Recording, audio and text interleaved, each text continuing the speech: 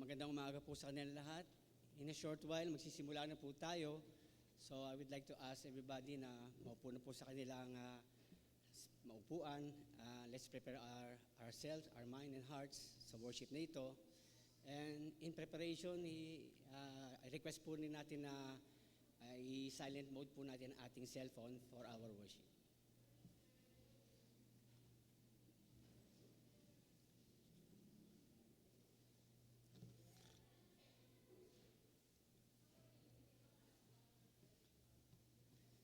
Brothers and sisters, good morning.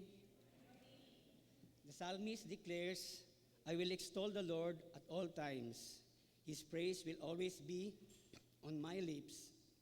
Glorify the Lord with me. Let us exalt his name together. Let us make a joyful clap of praise to the Lord as we glorify his holy name.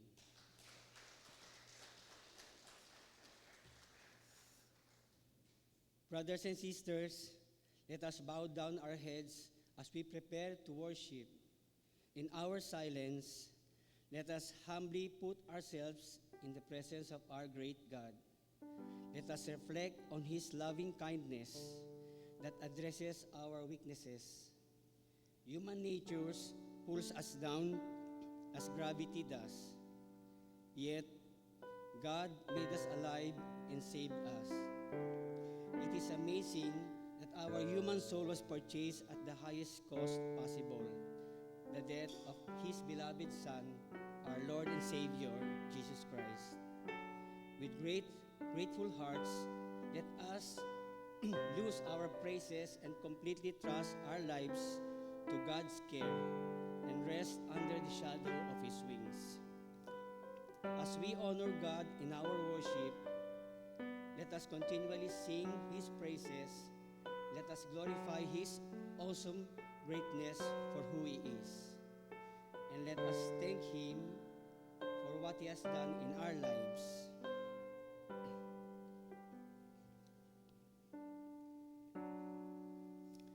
Let us all stand up and let's sing our opening hymn.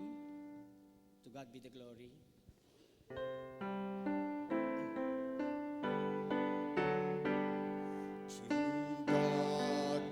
Glory, great things he has done.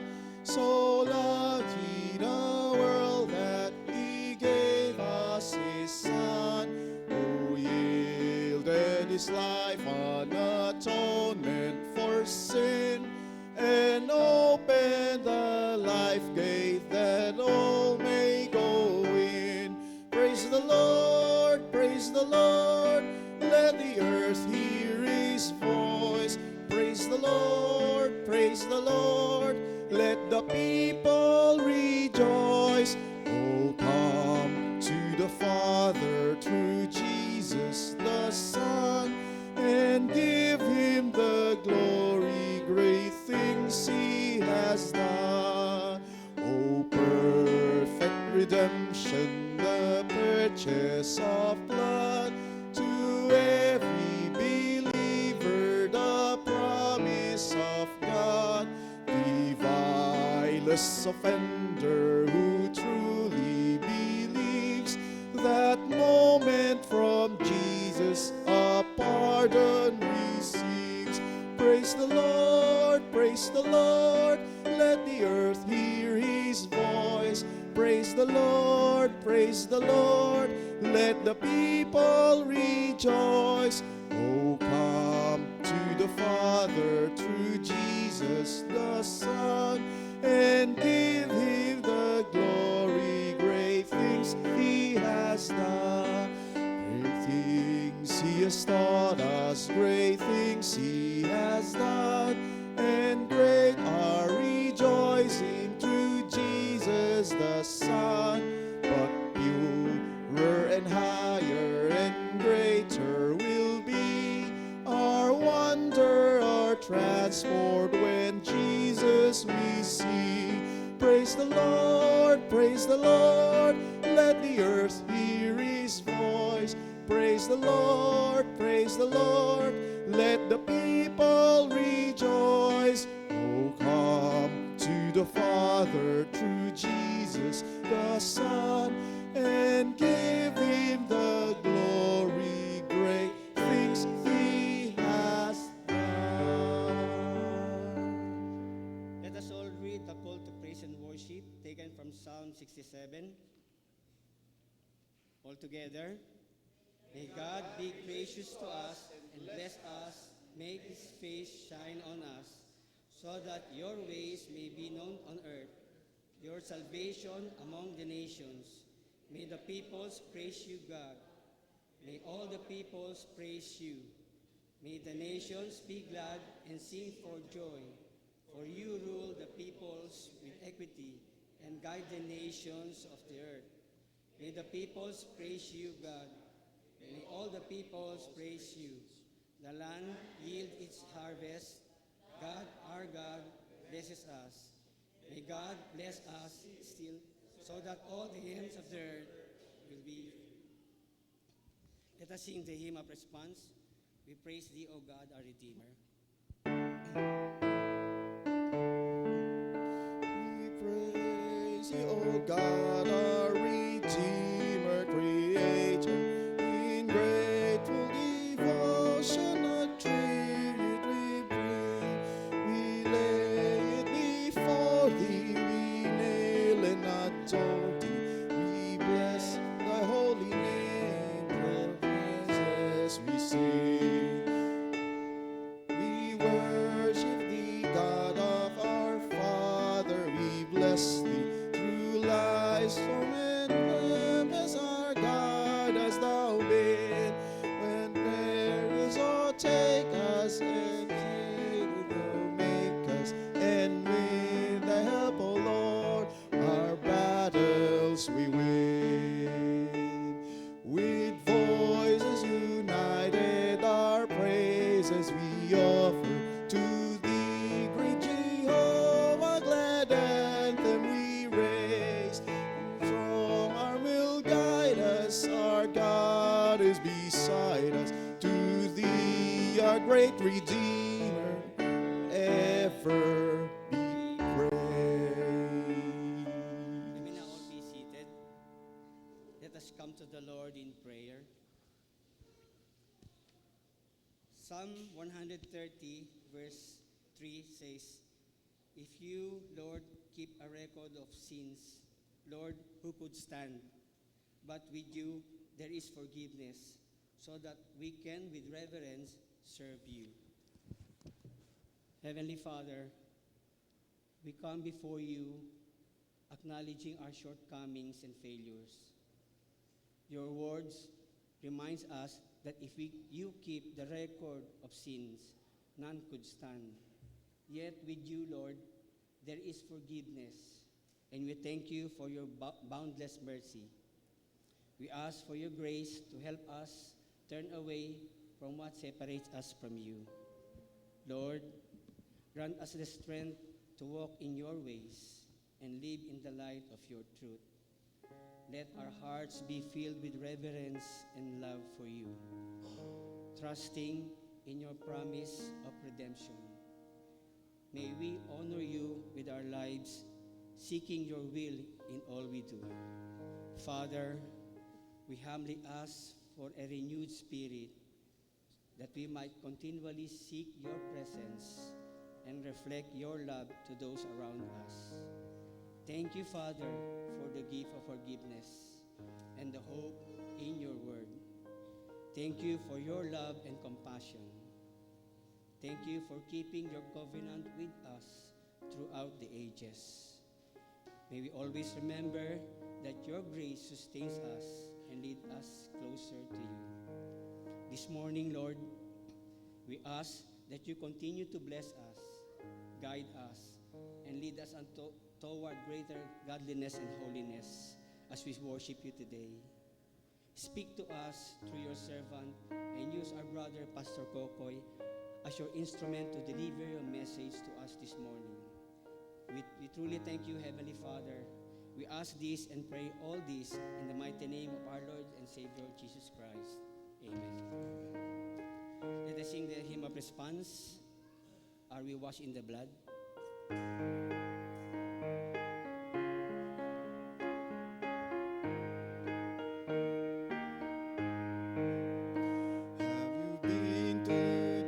garments for the cleansing part? Are you washed in the blood of the Lamb?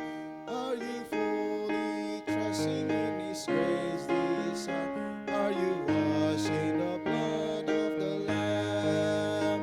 Are you washed in the blood, in the soul cleansing blood of the Lamb? Are your garments spotless? Are they pure and clean?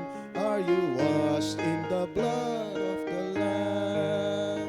Are you walking daily by the Savior's side? Are you washed in the blood of the Lamb?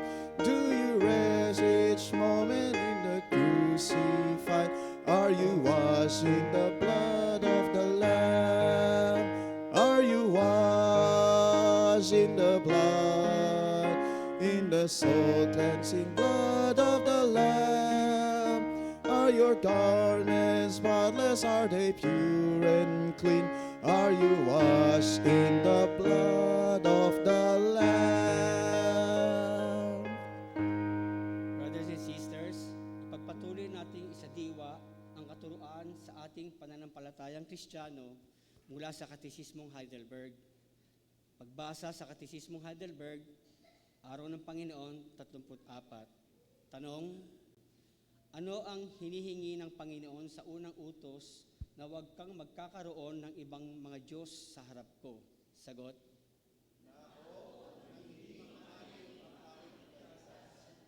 ay dapat umiwas at lumayo sa lahat ng pagsamba sa Diyos-Diyosan, sa lamangka, mga pamahiin at sa panalangin sa mga santo at ibang uri ng nilalang, na tapat kong kikilalanin ang isang tunay na Diyos, magtiwala sa Kanyang lamang, umasa sa Kanya ng bawat mabuting bagay na may pakumbaba at pagtitiis, ibigin Siya, katakutan Siya, at parangalan Siya sa buong puso ko.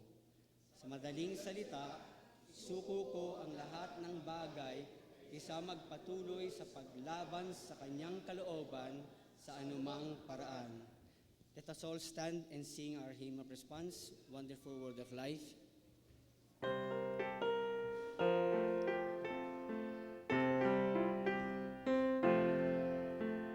Sing it over again to me, wonderful words of life. Let me more of this beauty see, wonderful words of life. Words of life and beauty, teach me faith and duty. Beautiful words, wonderful words, wonderful words of life. Beautiful words, wonderful words, wonderful words of life. Rise the blessed waves to all, wonderful words of life. Sinner listen to the loving call, wonderful words of life. Also freely given, wooing us to heaven. Wonderful words, wonderful words, wonderful words of life. Beautiful words, wonderful words, wonderful words of life. Sweetly echo the gospel call, wonderful words of life. Offer pardon and peace to all, wonderful words of life.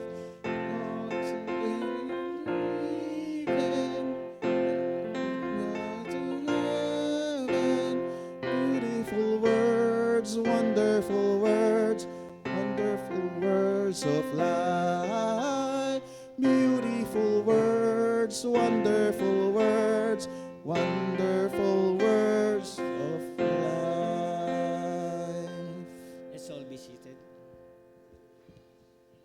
Brothers and sisters, let us now prepare our hearts to listen to the Word of God to be ministered to us by our dear pastor, Rohula Marabur, Pastor Kokoy. And let us give a clap of praise to God for Pastor Kokoy.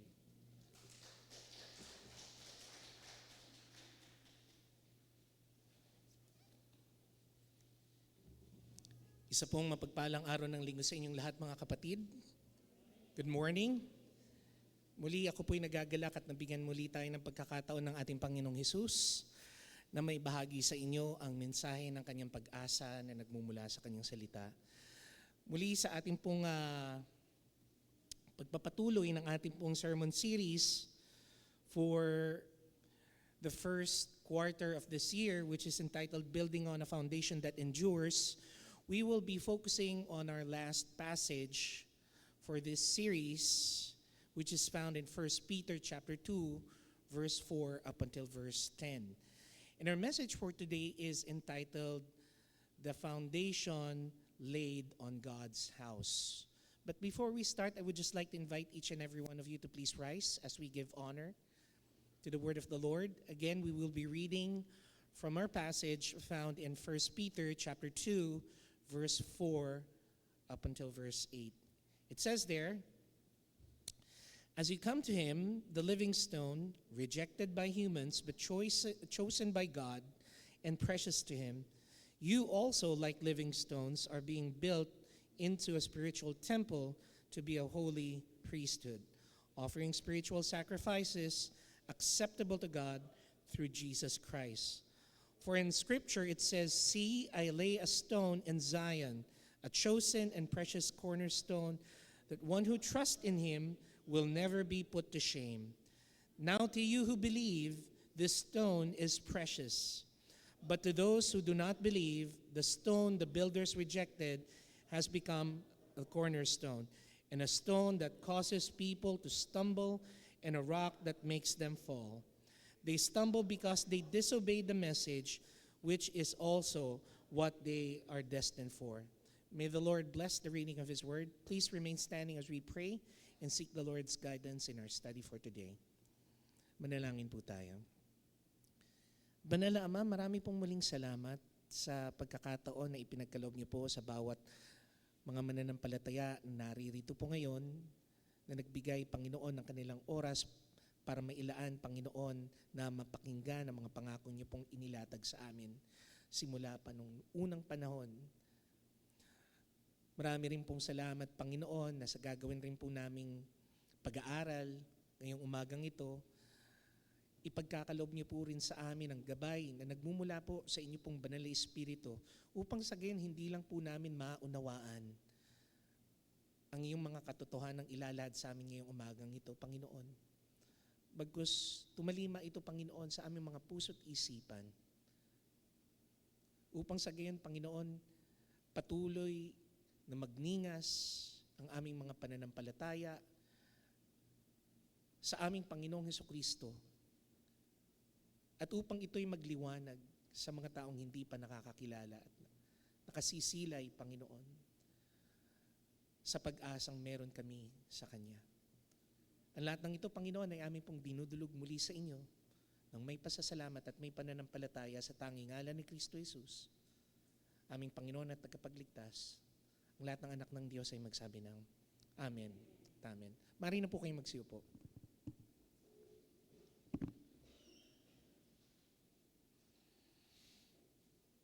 Sa pagpapatuloy po natin ng ating pong sermon serye about building on a foundation that endures,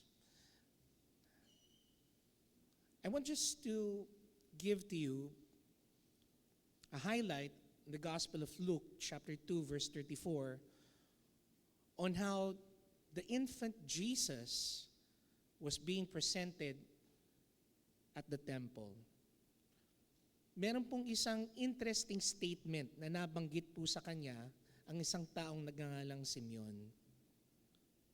He said that Jesus will be a child destined for the fall and the rising of many in Israel.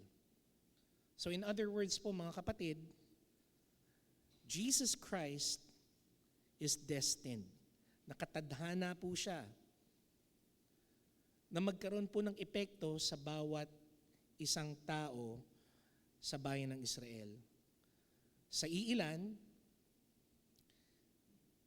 He will cause them to rise up.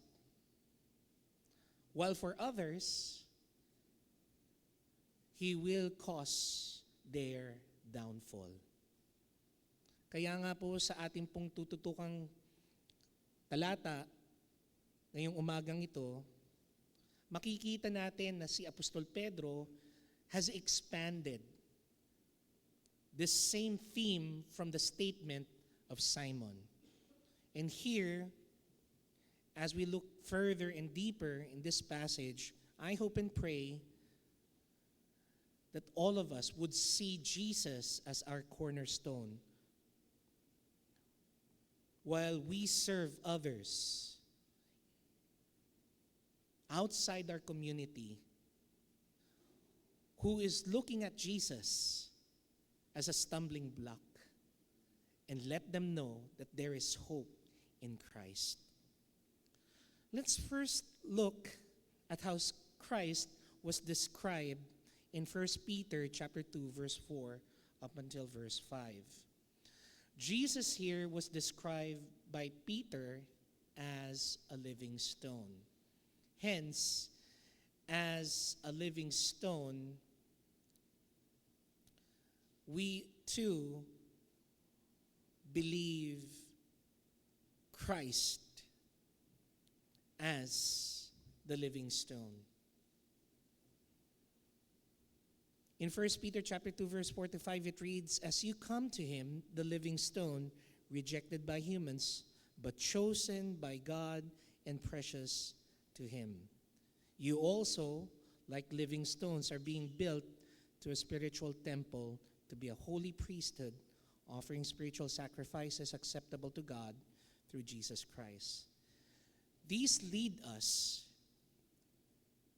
to assume that because Jesus is the living stone, we as the believers who came to him in faith are also called living stones. In verse 4, we are told that as Jesus is the living stone, we too are being built to be raised as a spiritual temple. And we are the stones that are being used so that this temple will be raised up. However, it is through the living stone, Jesus Christ, as the foundation would be the one which we will be built on.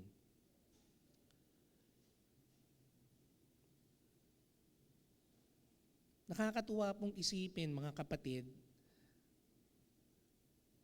na kinilala po dito si Jesus sa katawagang buhay na bato. Makikita po natin na yung pong pagkakakilanlan sa kanya bilang buhay na bato ay naaayon po sa kanyang mismong statement in Revelation chapter 1 verse 18. When he proclaimed his glory as the living one, the one who was dead and now is alive forever. That is why, my brothers and sisters,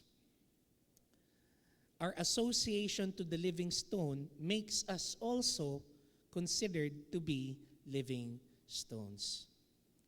Dahil po buhay si Kristo, tayo rin po ay kinikilalang buhay sa Kanya. Sabi nga po ni Pablo in Ephesians chapter 2 verse 5, He made us alive with Christ even when we were dead in transgressions. It is by grace that you have been saved.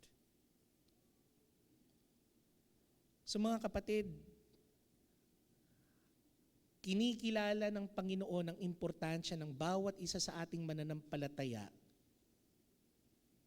kinikilala rin ang ating pagkabuhay bilang mga buhay na bato, hindi dahil sa sarili nating kadahilanan, hindi lang rin dahil sa sarili nating katauhan, kundi tayo ay naka-associate mismo sa buhay nating Panginoon. We live like living stones because we are connected with the source of life. Sabi nga po ni Adam Clarke, isa pong Bible scholar noong 1800s, it is in union with Him that they live and answer the end of their regeneration as stones of a building, or no one but as they occupy their proper places in a building and rest on the foundation. Ito po'y paalala po sa atin, mga kapatid, na hindi po tayo maaaring gamitin bilang bato na itatatag ng Panginoon sa paglago ng kanyang spiritual na templo kung hindi po tayo buhay kagaya ng ating Panginoong Hesus. At ang buhay ay tangi lamang nating makakamtan kung tayo ay konektado lamang sa Kanya. Ibig sabihin, mga kapatid, kahit na anong pagpapagal na ating pong ginagawa dito sa loob ng iglesia, kung ito ay hindi konektado sa ating Panginoong Hesus, lahat ito ay walang mapupuntahan.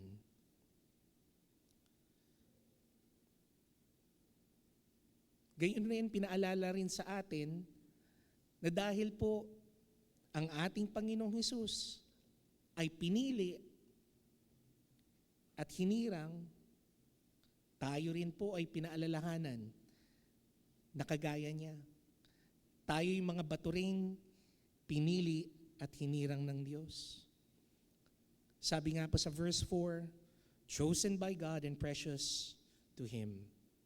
It means that just as God has chosen Israel as His anointed nation, so does the church is also considered chosen.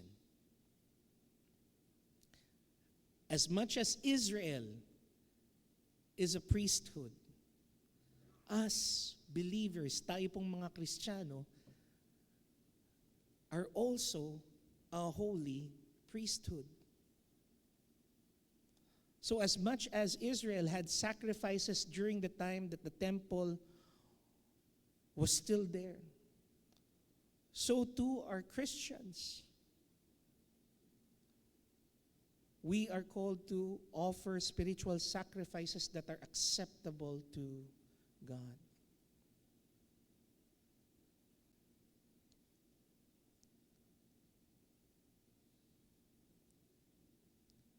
Paalala nga po sa atin ni Apostol Pablo in Ephesians chapter 1 verse 4. He chose us. God has chosen us before the creation of the world to be holy and blameless in His sight. Mga kapatid, ang bawat isa pong mananampalataya ngayon, na naririto ngayon,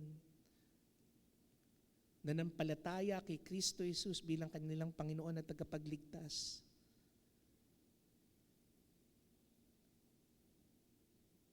ay hindi pumili kay Kristo para sa kanilang kaligtasan, bagkus kayo ang pinili ng Panginoon.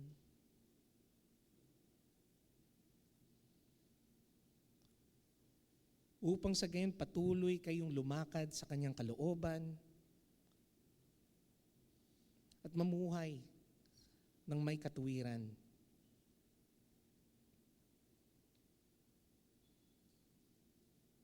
Gayon rin, pinaalala rin sa atin ng ating Panginoon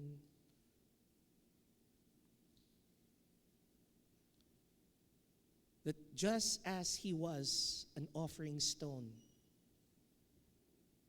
we are also offered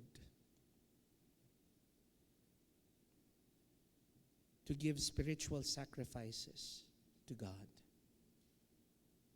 As said in chapter 2, verse 5 of 1 Peter. Sabi nga po sa Hebrews chapter 10, verse 14, "For by one sacrifice, He has made perfect forever those who are being made holy."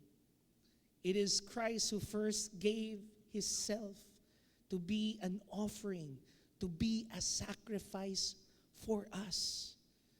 That is why every believer who trusted Christ is also called to live a life of sacrifice, to live a life that is given up to God as an offering.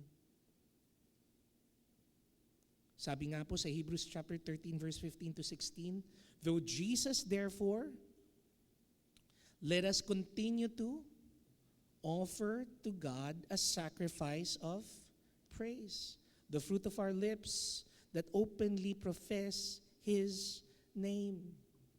Do not forget to do good, to share with others, for which sacrifices God is pleased."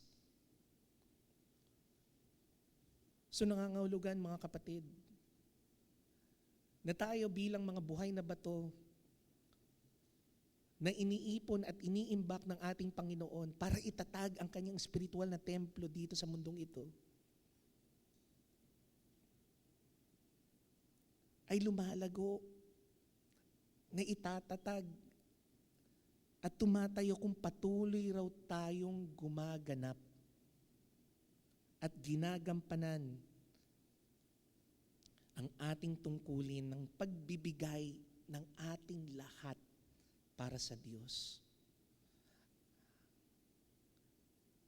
Mga kapatid, kung ang iyong paglilingkod ay walang tatak ng sakripisyo, kung ang lahat ng iyong ibinibigay para sa Panginoon ay tila ba tira-tira lang,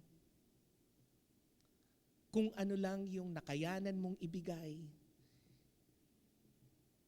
hindi kinikilala ng Panginoon ang mga bagay na yon, sapagkat ang tangi lang niyang tinatanggap para sa ating mga buhay na bato ay ang makita ng ating mga ginagawa para sa Panginoon at para sa Kanyang iglesia ay mga bagay na mayroon tayong isinakripisyo. Hindi lang spare time, hindi lang spare money. Kung ito'y walang bahid ng sakripisyo, hindi ito katanggap-tanggap sa Diyos. Hindi ito magiging sanhi para ikatibay ng iglesia. At hindi nalulugod ang Diyos sa mga gatitong alay. Kailangan nga, mga kapatid, bawat ipagkakaloob natin, gaya nga ng nabanggit sa verse 5, that our offering should be spiritual sacrifices. Something has been given to God as a sacrifice in order for Him to be pleased. Just as Christ gave Himself for us, we should, in return, give all to Him.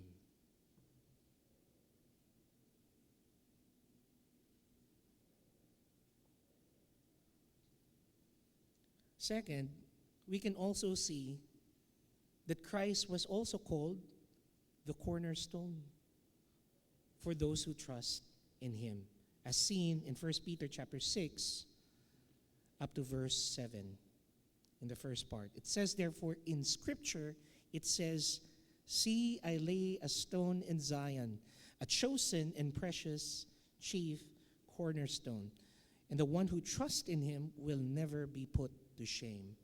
Now, to you who believe, this stone is precious." First, we can see that in this statement, Peter was telling to us that the chief cornerstone was only laid for the purpose of the elect. Kung kanina, kinilala lang si Kristo bilang buhay na bato, dun sa mga taong pumunta sa Kanya. Dito naman pinapaalala rin ni Pedro na tangi lamang nilaan ang cornerstone sa mga taong hinirang niya. Bakit kanyo? In verse 6, it is quite clear that Peter used the word Zion.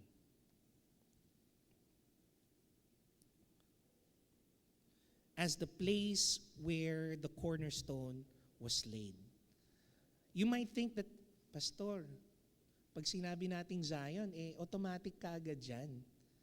It pertains to Israel. Well, dyan po kayo nagkakamali, mga kapatid.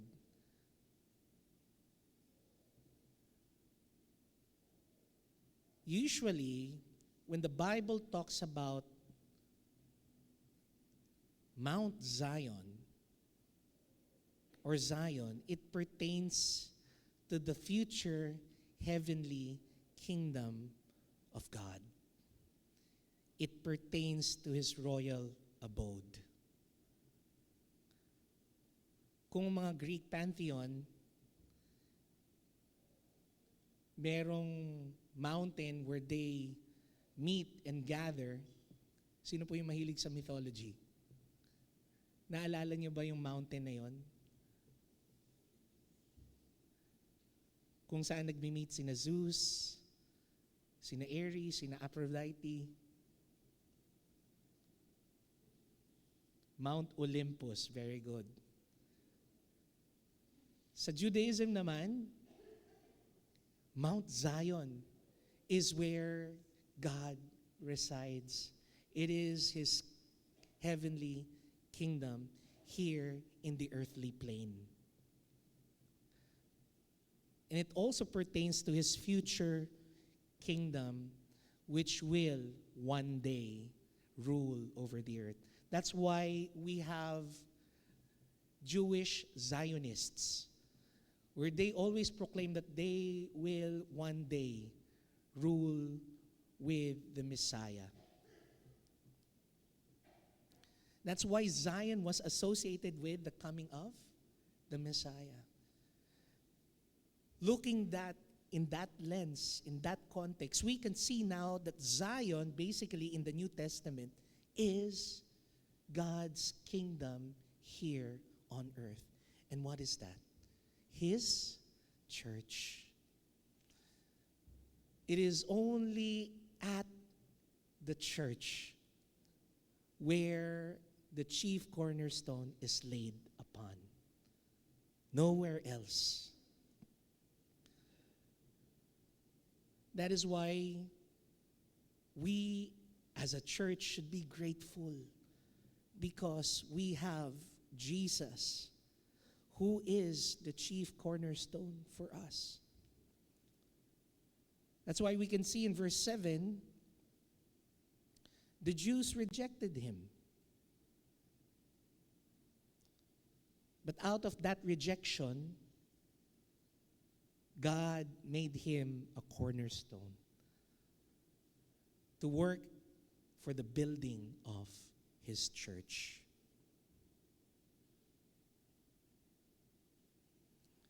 It is also quite clear that Jesus is the one who is being prophesied in the Old Testament. He's also being reflected on in many incidents in the Bible. In Psalm chapter 118, verse 22, we can see word for word as Peter used the statement that Jesus is the stone which the builders rejected, that has become the chief cornerstone. In Isaiah chapter 28, verse 16, he is also considered as what? The foundational stone. When it says there, therefore, I lay in Zion. Again, it was a quotation from the book of Isaiah. A tried stone, a precious cornerstone, a sure foundation. Whoever believes will not act hastily.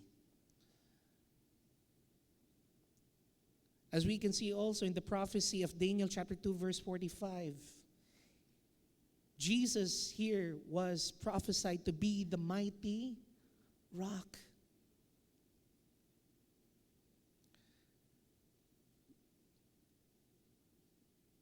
He is the mighty rock that would break the iron, bronze, clay, silver, and gold statue into pieces.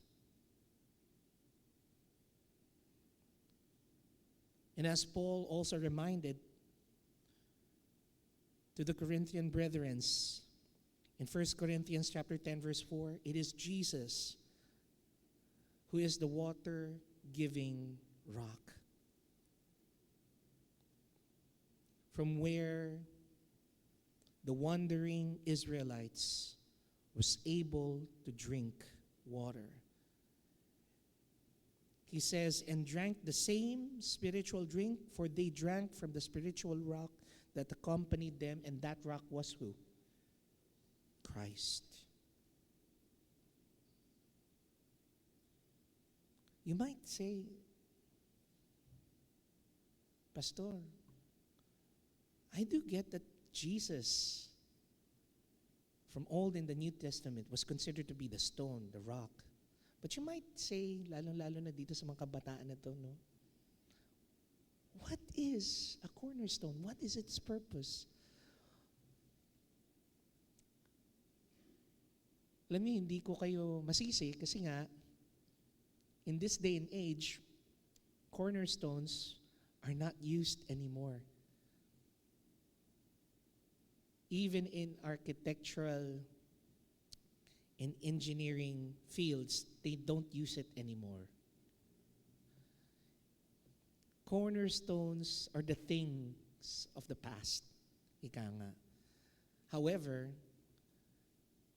during the ancient times, cornerstones were vital materials that are used in building.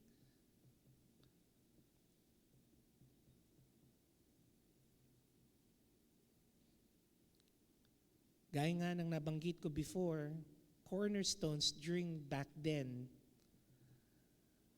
was used in the purpose of being laid first. When a building is being built, when a structure is being raised. Kaya nga po pili dapat ang cornerstone eh. Ang cornerstone kailangan matibay, kailangan maayos, kailangan matatag. Kasi nilalagay siya sa corner, hindi lang bilang isang pundasyon, kundi bilang isang ehemplo. Itinatatag siya para sundan ng mga susunod na mga bato na ilalatag para maging maayos at pantay ang isang istruktura. Kung wala pong matibay at matatag na cornerstone ang mga istruktura nung araw, chances are, marami na po sigurong mga leaning tower of Pisa ng mga ancient structures nung araw. Baliko. Madaling bumigay. At yun po ang layunin ng paglalatag ng cornerstone. It is the starting place for which bricks and stones are being laid upon accordingly. And Jesus proclaimed that He is, from His own mouth, that He is that cornerstone that is being prophesied and proclaimed in the Old Testament. In Matthew chapter 21, verse 42, He says, "Have you never read the scriptures? The stone which the builders rejected has become the chief cornerstone." Again, quoting Psalm chapter 118, verse 22. He continued on by saying, "This was the Lord's doing, and it is marvelous in our eyes." So again, this is a reminder for us that if we do not lay our efforts and sacrifices for this church accordingly to the will and ways of Christ Jesus, all of our sacrifices will be in vain. Kinakailangan ring umayon ang lahat ng ating ginagawa para sa layunin ng Panginoon, naaayon sa Kanyang salita, naaayon sa Kanyang kalooban. We may mean well, my brothers and sisters,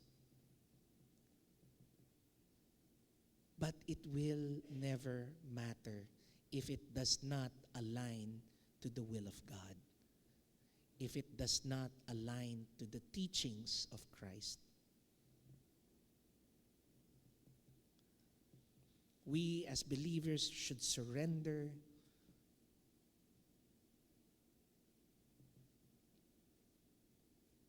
to the will of Christ, to His own standards and not our own.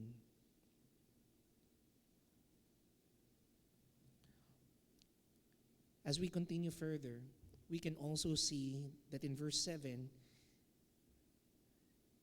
Jesus was also called a precious stone. He was precious for those who believe in Him.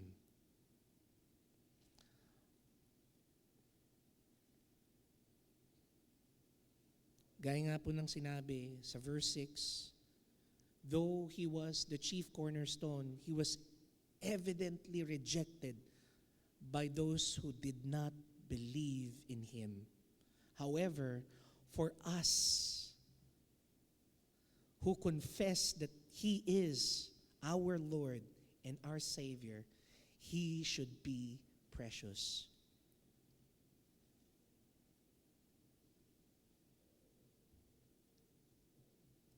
Kailangan nakikita sa atin yung pagkilala natin kay Kristo bilang isang mahalagang bato. Pero yung kahalagahan ni Jesus, yung kanyang value, mga kapatid, ay hindi lang nakikita. Batay po dito sa talatang ito. Sa kanyang mga katangian. Kasi that's obvious already. That Christ is precious because He is mighty, He is just, He is loving, He is kind. But the preciousness of Christ that Peter is telling to us here is not based on Jesus' own characteristics, which is evidently He is precious alone, but on how we as Christians hold Jesus in our hearts, how we consider Him as precious. Sa papanong paraan ho ba natin pinapakita ang kahalagahan ni Kristo? na mahalaga siya sa atin.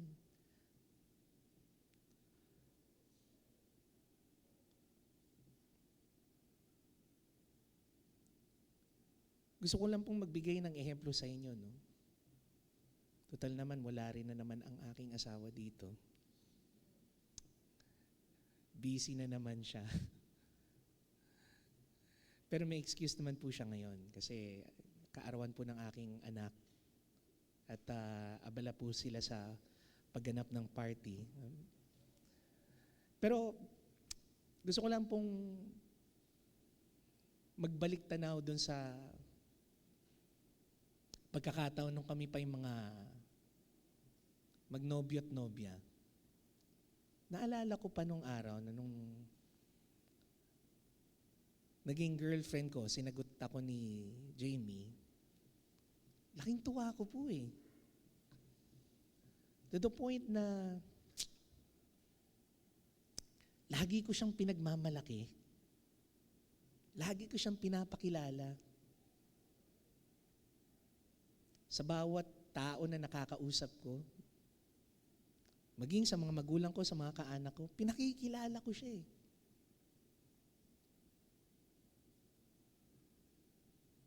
Sad to say, hindi ganun yung naging trato sa akin ni Jamie noon. Pero that's beside the point. Nakakatuwa pong isipin na kinikilala natin na mahalaga ang isang tao kung paano natin siya ipinagmamalaki sa iba. Di ho ba? Kung maalala nyo yung parable of the lost coin, nung nakita po nung babae yung nawala niyang coin, by the way, that coin is part of her headpiece. It's a part of her ornament na ginagamit po niya sa tuwing may mga kasiyahan.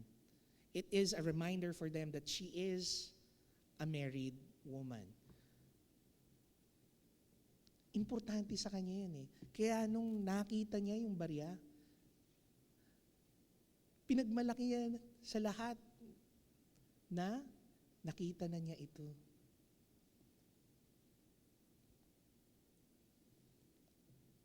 Mga kapatid, when we talk about how precious Christ is, it doesn't necessarily mean that Jesus, out of his characteristic alone, his characteristic alone makes him precious.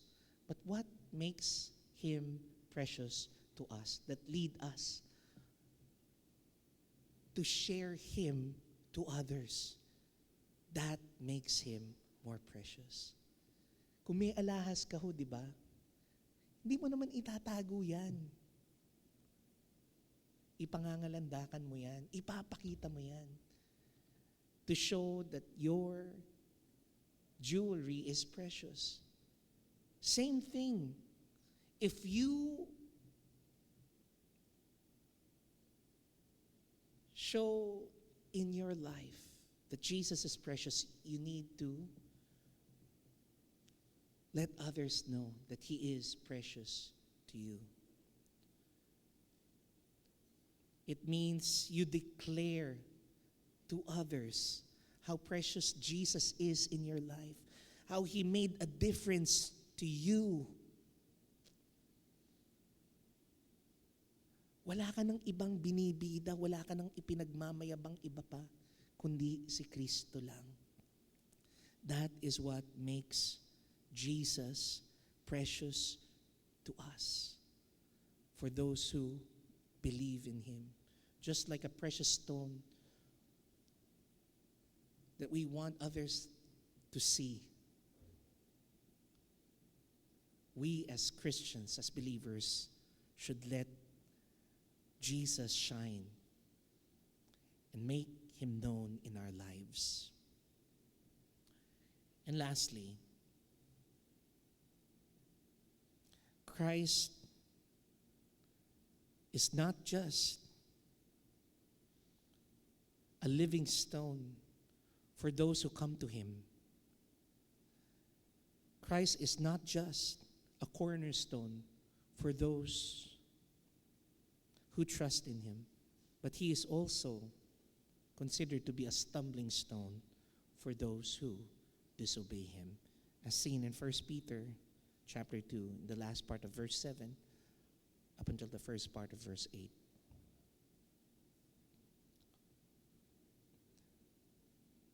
When it says there, but to those who are disobedient, the stone the builders rejected has become what? The chief cornerstone. However, a stone for those who do not believe, it causes people to stumble. A rock that makes them fall. So Jesus, for these people who disobeyed him, is called a stumbling stone. The term stumbling in Greek came from the word skandalon. That's where we got the word scandal. Di ba kapag nai-iskandalo ka, ano nangyayari? Natitisod ka, di ba? Nadadapa ka. Marami po sa atin ganun, lalong-lalo na sa panahon natin.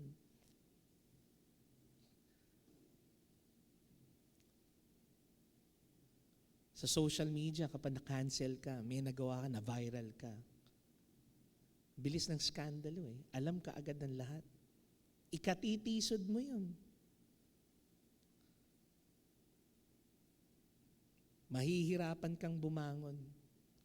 Ganon kinilala ang ating Panginoon. He was considered to be something scandalous during his time.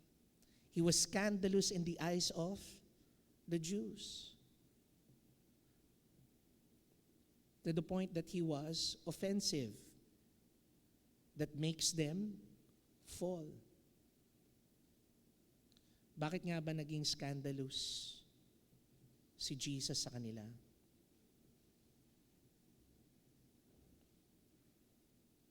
Well, first, in the context of the church, kung matatandaan ninyo, Jews back then were not permitted to socialize with the Gentiles because Gentiles were considered to be what?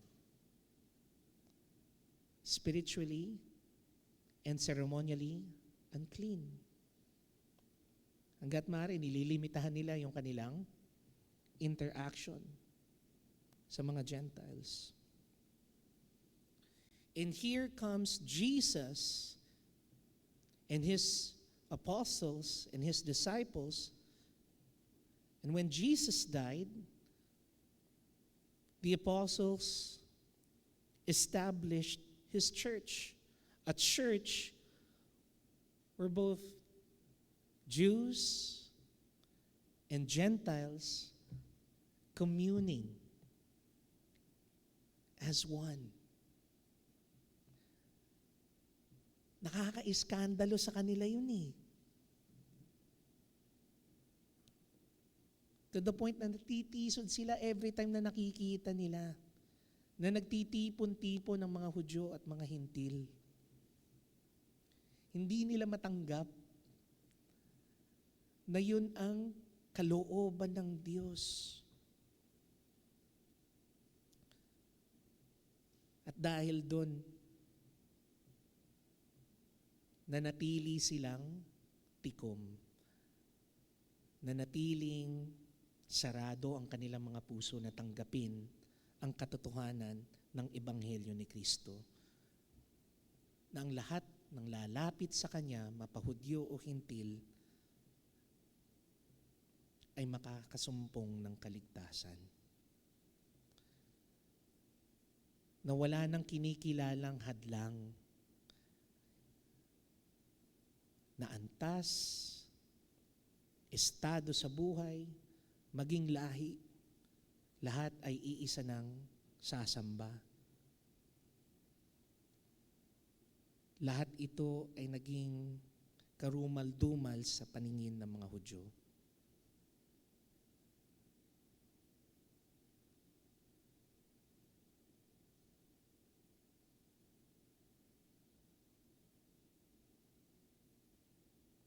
Kaya nga po dapat bilang mga mananampalataya, ang tanging magagawa lang po natin para sa kanila ay ipagpatuloy na magampanan ang ating layunin bilang mga buhay na bato, bilang mga sakripisyong alay para sa Diyos na mamumuhay ayon sa tinakda ng batong hanay.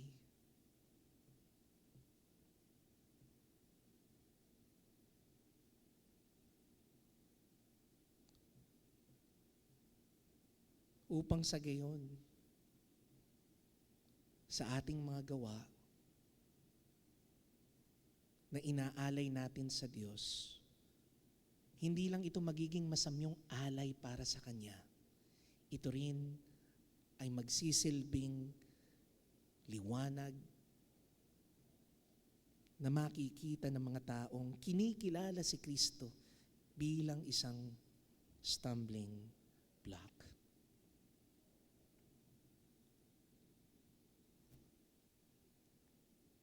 And as we conclude our message for the day, Peter continued on to give us a clear promise for those who have trusted the cornerstone. In 1 Peter chapter 2, verse 9 to 10, we can see that there are great titles that are bestowed to those who trusted the cornerstone. Whether you be Jews, whether you be Gentiles. It says there, but you are a chosen generation, a royal priesthood, a holy nation, His own special people. You were given all of these titles. You were given all of these responsibilities so that you may proclaim the praises of Him who called you out of the darkness into His marvelous light. Again, Peter reminded us that just like the Jews who considered Jesus as a stumbling block, we were also like them before. The only difference is that we, out of His grace and mercy, are called into marvelous light.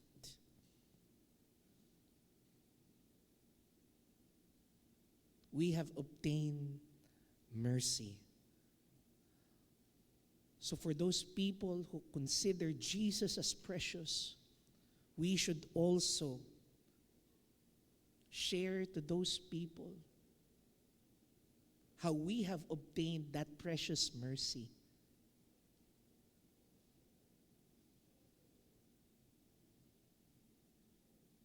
Ang tanging kinakailangan po nating gawin bilang mga buhay na bato na patuloy na ginagamit ng Panginoon is to first proclaim His praises.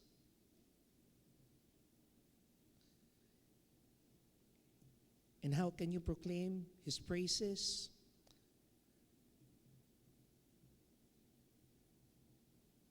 By living a life of being chosen. Ipakita nyo sa buhay nyo, mga kapatid, na kayo talaga'y hinirang ng Diyos. Hinirang niya mula sa putikan at inahon niya at nilinisan para hindi bumalik sa karumihan. That is how you live a life as a chosen generation. How can we proclaim His praises? We can proclaim His praises by living a life of being a royal priesthood. Nangangahulugan, mga kapatid, paalala niya sa atin ang bawat ginagawa natin para sa Panginoon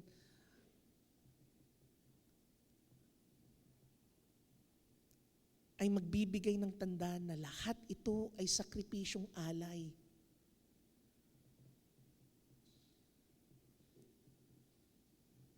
Hindi nagiging katanggap-tanggap ang ating alay kung hindi ito sakripisyo. Na wala tayong sinakripisyo para sa Panginoon.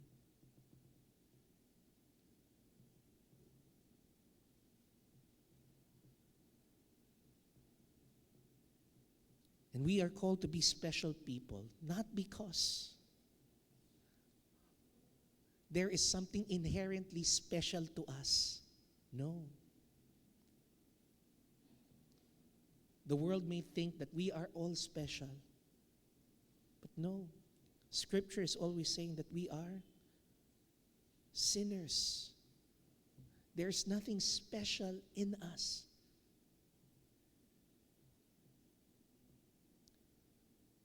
We are only special because God sees us as special. Special. Not because of our inherent goodness, but special because He is a gracious God. And because we are declared special in His sight, we should also proclaim to others, that through Christ we can be special. That is how you can proclaim the praises of Him.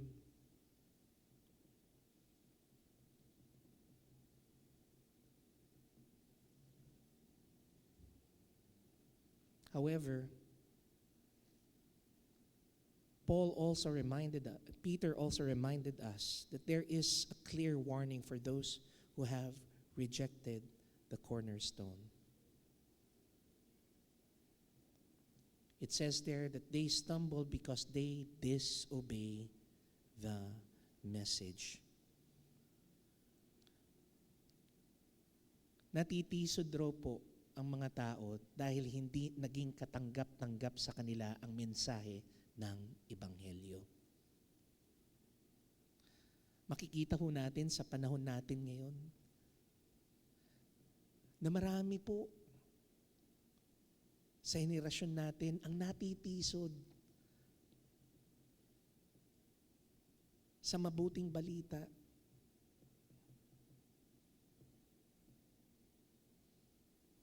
Kasi ang laging pananaw nila, ang laging nasa isip nila,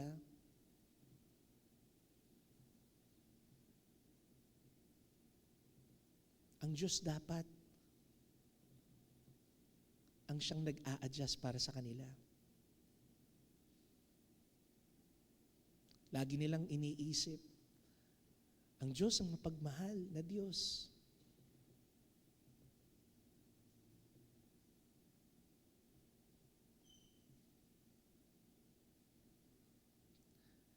They neglect to understand and reject continuously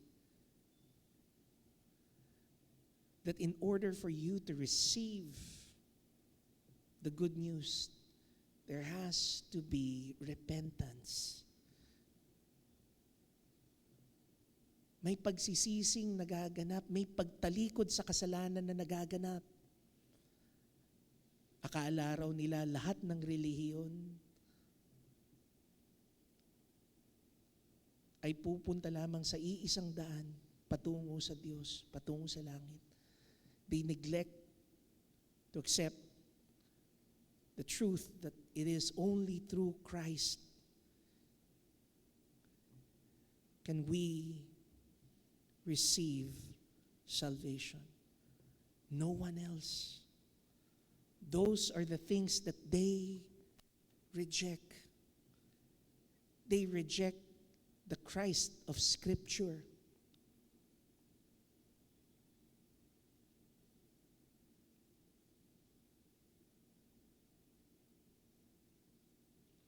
However, it is said in verse 8 that they are doing this because they are not just doing this because of their own will.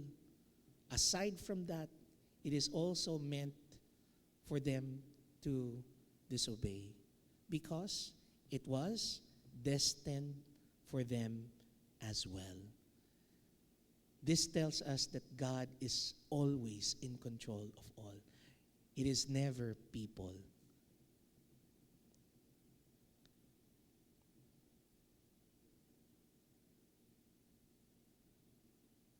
And for those who continue to disobey God and reject Christ as their cornerstone, Jesus gave this fair warning in Matthew chapter 21, verse 44. He says, "And whoever falls on this stone will be broken. But whomever it falls, it will grind him to powder." So if you reject the cornerstone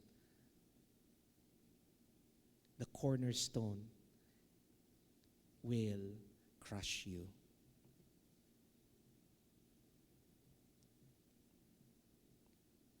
However, my brothers and sisters, this does not mean that as believers in Christ, we will stop in sharing His gospel to others. You might say, they're destined pala to live a life apart from Christ as they reject them.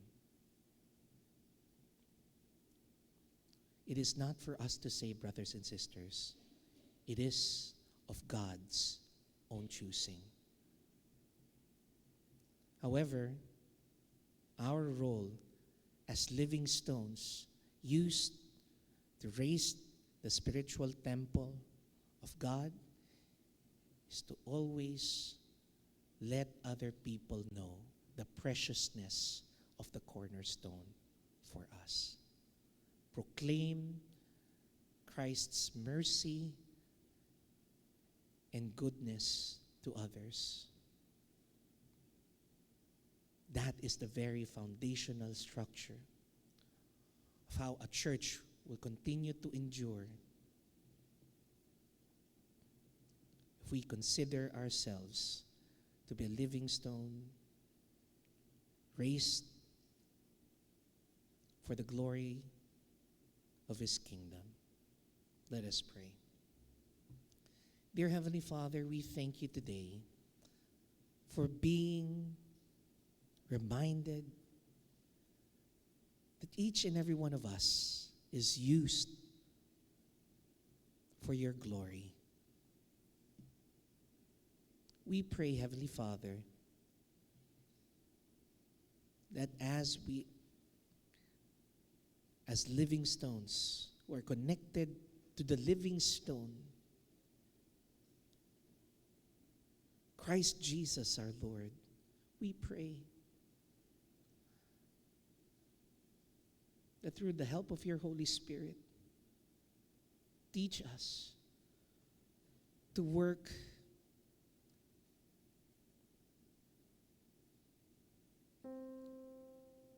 and give glory to You through the sacrifices that we make. As a royal priesthood, we offer these sacrifices, knowing that it will not suffice even if our life is given. But because of Your grace, it is deemed acceptable to You. Spirit of the living God, help us to proclaim that our cornerstone is precious.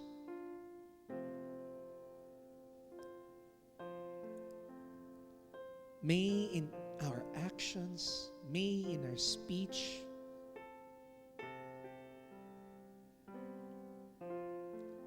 we pray that it would always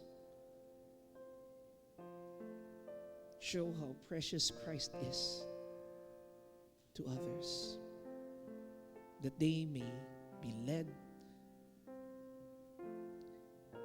to the saving knowledge of Christ. We pray as well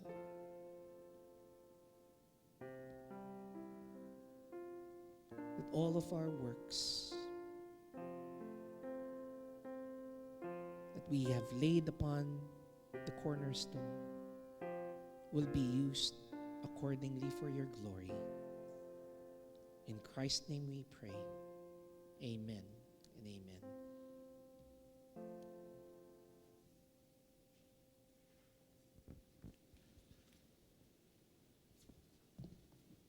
Shall we all rise? Let us sing our hymn of response, The Solid Rock.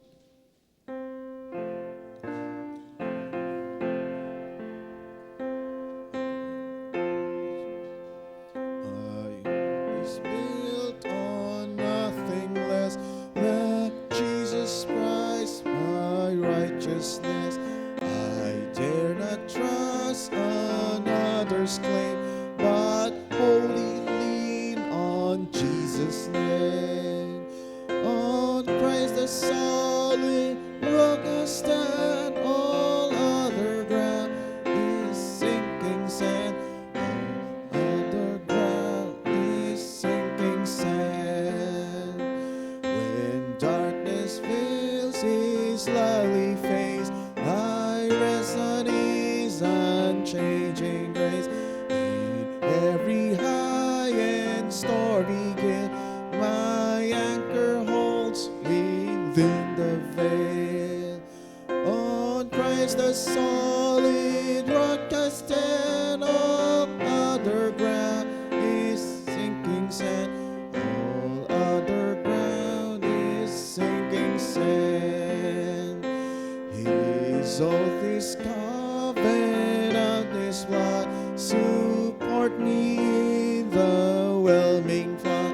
When all around my soul gives way, then is all my hope and stay. On Christ the solid rock I stand, all other ground is sinking sand.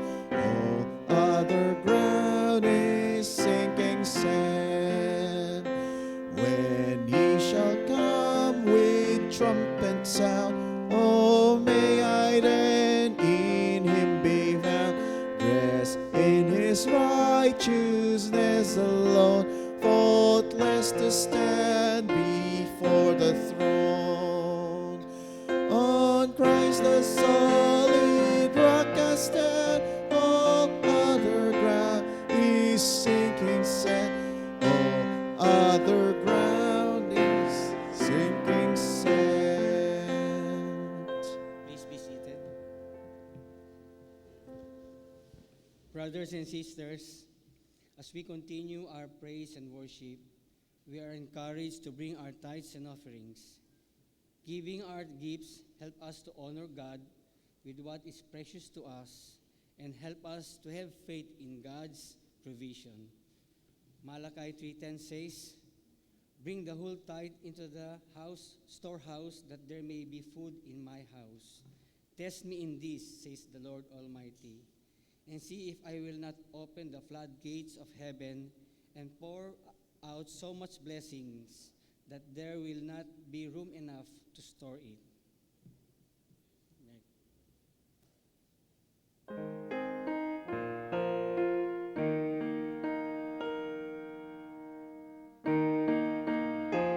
The Master gave up the strength of your youth. Throw yourselves first, rowing ardor into the battle for truth. Jesus has set the example, fearless and young and brave. Give him your loyal devotion, give him the best that you have. Give of your best to the Master, give me the strength of your youth. Clad in salvation's full armor, in the battle for truth.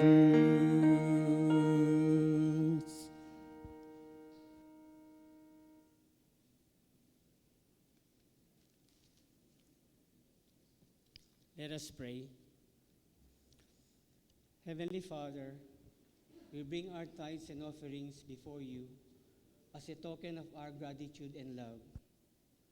We acknowledge that all we have comes from you, and we joyfully return a portion of your blessings. Use these gifts to further your kingdom and bless those in need. May our offerings be pleasing in your sight, and may they bring glory to your name. Heavenly Father, we lift up to you all who have participated in this act of worship, asking that you bless them abundantly for their faithfulness and generosity. May they continue to experience your provision and grace. We also pray for those who were not able to participate, that you would guide their hearts and provide for their needs. Help them to trust in your abundance and lead them in their journey of faith. May we all grow in our understanding of your love and provision. In Jesus' mighty name we pray. Amen. Let us all stand and sing our doxology.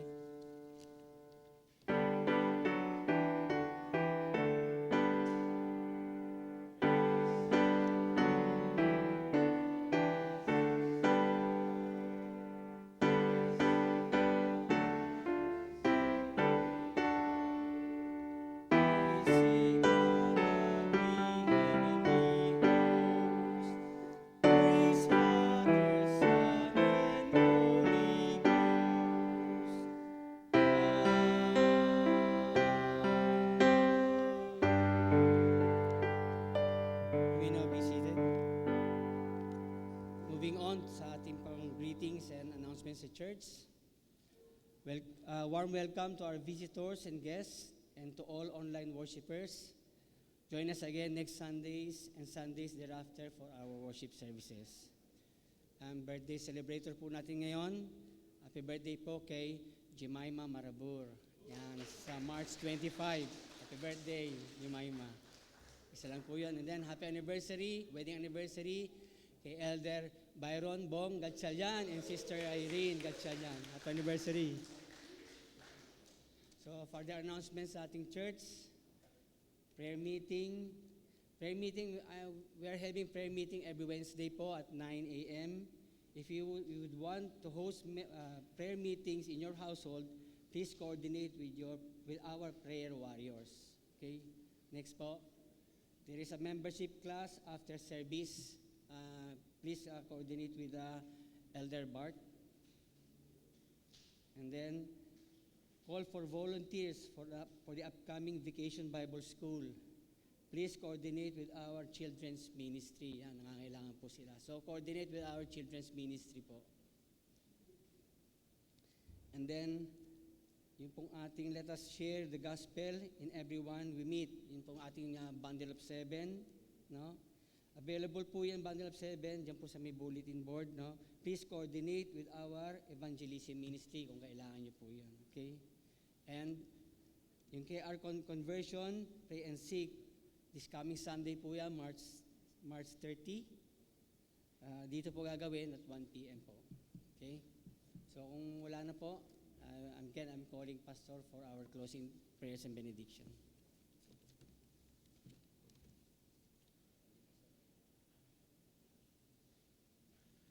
Inibitahan ko po ang lahat na magsitayo. Tayo po'y manalangin.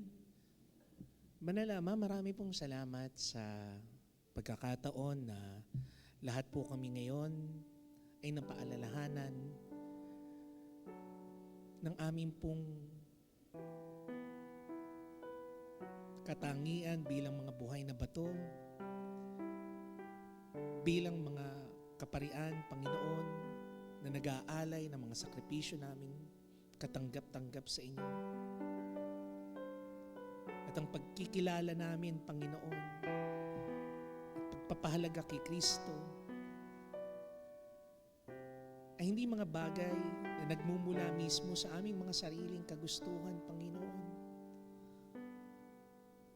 Ito lang po, Panginoon, ay nanggagaling dahil konektado kami sa nag-iisang buhay at hanay na bato na si Kristo Jesus. na dahil sa kanyang pagmamahal at pag-ibig sa iyo, Ama, ay inilalay niya ang kanyang sarili at inilatag niya para maging pundasyon na aming pong susundan at pagbabatayan ng aming mga mabubuting gawa upang ito'y maging katanggap-tanggap sa inyo. Nawain lahat ng aming gagawin ay nakahanay sa pinunong hanay na bato upang sa gayon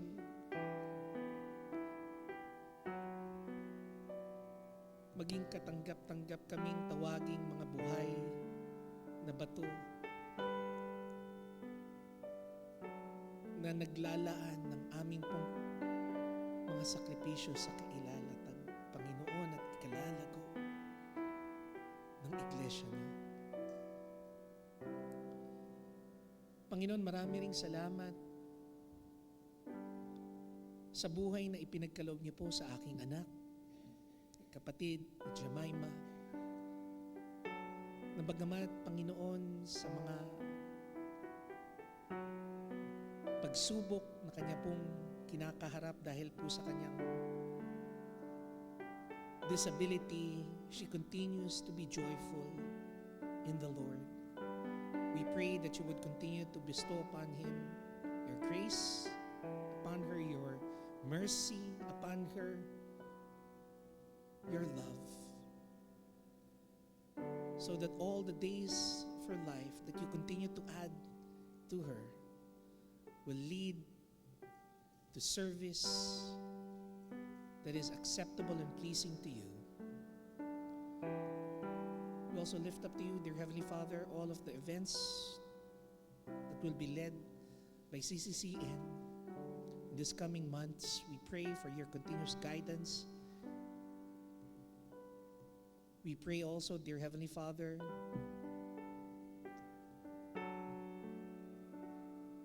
and give thanks for the life and love of Elder Bong and Sister Irene, who are also celebrating their wedding anniversary, a sign of your faithfulness and your love for them.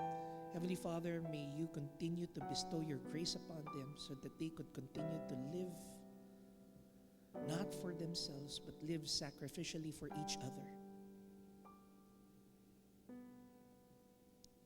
so that their love will also be a guiding light to those who also want their relationships to be a glorifying symbol of love for Christ. Heavenly Father, all of this we ask in the name of Christ Jesus, our Lord and our Savior. Amen and amen. Brothers and sisters in Christ Jesus, the Lord bless you and keep you. The Lord make his face shine upon you and be gracious unto you. The Lord lift up his countenance upon you and give you his everlasting peace.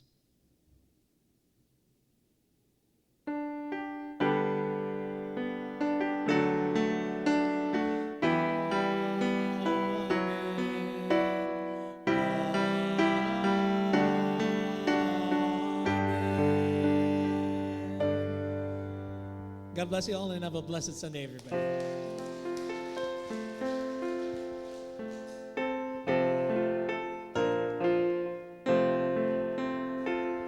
Blessed be the tide that binds our hearts in Christian love, the fellowship of kindred minds is like to that above. Before our Father's throne, we pour our heartlet prayers, our fears, our hopes, our aims, our wants, our comforts, and our cares. We share our mutual woes, our mutual